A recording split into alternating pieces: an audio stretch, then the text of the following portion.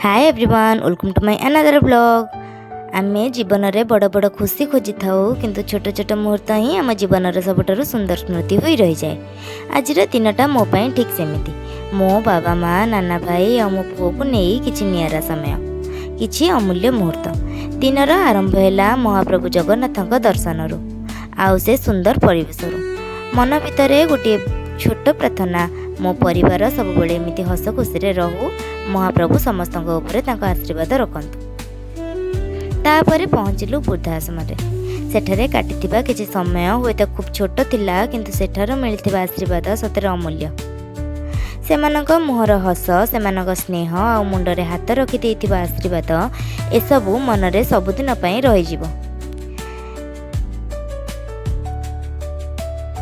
केतेबेले आमे भाभी थाउ जे आमे काहाकू खुशी देबाकू जाउछु किंतु फेरिबा बेले लागे आमे निजे तांकठारु अनेक गुण अधिक भल पाइबा नहीं आसीथिलु।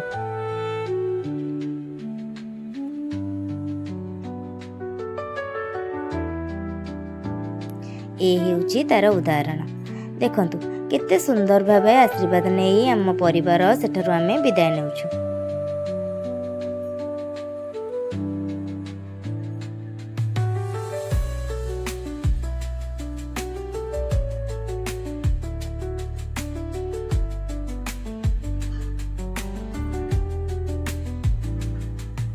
सारा दिनर मुहूर्त गुड़ी को आउ टिके सुंदर करदेला समस्ते मिसी एकाठी खाइबा। खाइबा तो सबुदिन खाऊ किंतु निज लोकों सह बसी खाइबा खुशीटा ही अलग। शेषे गोटे कथा ही कहबी परिवार सांगरे काटिथिबा समय केबे भी साधारण नुहे सेही मुहूर्त गुड़िक ही दिने आमर सबुठारु सुंदर स्मृति होई रही जाए। महाप्रभु जगन्नाथ समस्तक परिवार को सुख शांति और भल पाइबारे भरी दियंतु। जय जगन्नाथ।